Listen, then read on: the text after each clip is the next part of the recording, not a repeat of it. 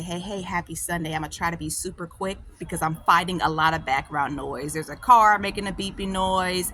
I got youth coming down the street with basketballs. It's trying to rain, all kinds of things.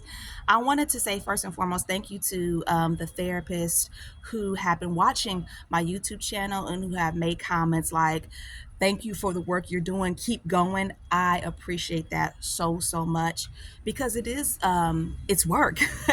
It's enjoyable work, but it's quite difficult. And then you always wonder if you're doing it the right way. Am I doing this the right way? Am I saying the right things?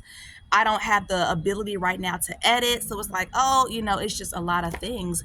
But the desire is always to produce good content. And I just want to say thank you again to other religious trauma therapists that I've had the opportunity to collaborate with and talk to one-on-one in general, or even one-on-one about my own personal journey, because I'm very grateful for that. I've had the ability and the opportunity to speak to different therapists who are literally religious trauma therapists along this journey. So that's been another tool that I've been able to use in my own recovery. So very grateful for this.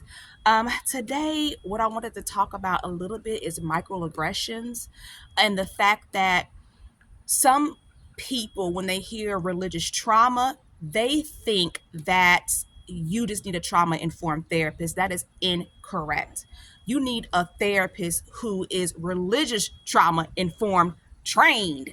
It is completely different. It's great that there are so many trauma-informed therapists out there. That's wonderful. But trauma-informed therapists and religious trauma-informed therapists are not the same thing. Now, it's wonderful if therapists who are already trauma-informed and trained in that avenue cross-train into the religious trauma space. That is something that definitely is a wonderful, great thing and makes sense, which is another reason why I'm raising awareness, is to ask for those people who already practice to cross-train into this field. But also to say to those who are religious trauma therapists or thinking about getting into this field, always consider the microaggressions that I would say your clients have experienced, especially for those who are Jehovah's Witnesses. Because as a parent, right, you go through and as I was raised this way growing up, and then even as a parent, you notice how your children go through so much in their schooling years.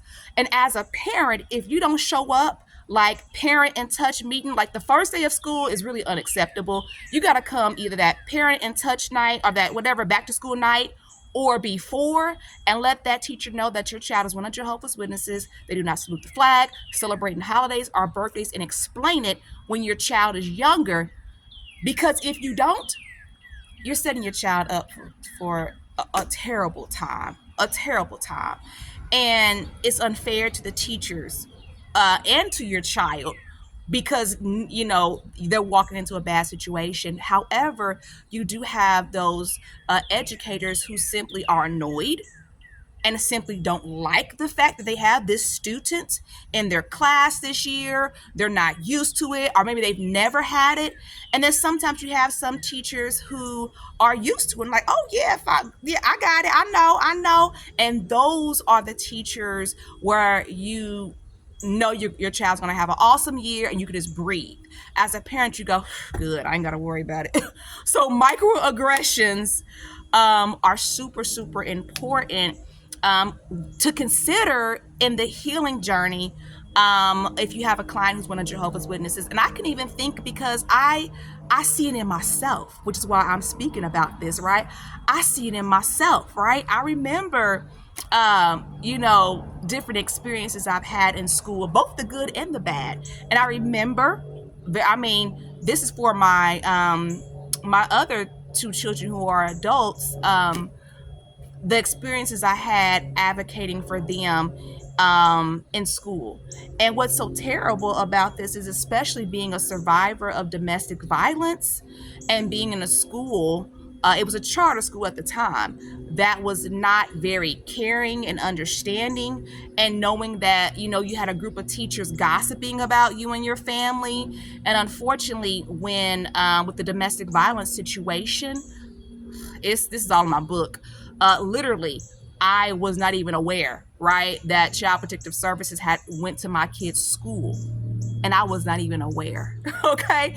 And to see how That's how you really know just how bad the discrimination is, when you can be a victim of domestic violence and you need help and support, and your children need help and support, and the teachers, not all, okay, because we can't overgeneralize, but it's very, very obvious that there are certain teachers and administrative staff that think this is funny. Yeah, you guys are those. I think I know everything or about the Bible or whatever the issue is or whatever the discrimination is. I went through that. I went through needing help, having to find another place to live, and then the embarrassment of taking my children back to the same school each day and literally looking at the teacher's smirk. And one of the teachers even asked my oldest child, "What's wrong with your brother? Does he have anger issues?" Isn't that terrible? To know that your children are now being taught that they are not emotionally safe in what should be a safe space like a school system. How terrible. So that's just something I want to speak about, for therapists and religious trauma therapists to consider when you're dealing with clients who are Jehovah's Witnesses, because the microaggressions are huge. And I know in the religious trauma space, there is the us versus them, but also there is, I can speak from the background of being one of Jehovah's Witnesses, there's that them versus us, and it's just as bad, if not worse. So that's just something to think about and consider. And that's kind of what I want to touch on today. So, hey, I didn't do my normal introduction. I'm going to close with it. I'm Myra Cassidy, empowerment coach, religious trauma specialist, writer, and actress. You're watching Sisters Living with Religious Trauma Syndrome. What is this about?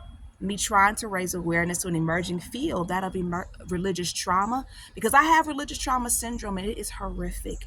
I do coach. No, I'm not a therapist, so of course this is all for informational purposes, but I do offer one-on-one coaching, so definitely reach out to me. The information is in the link below.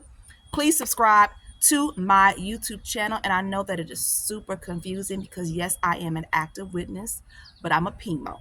So I'm physically in, mentally out. And just I would encourage you to watch more videos and learn more about my journey to figure out why people want to go, wow, why are you still dealing with this at all?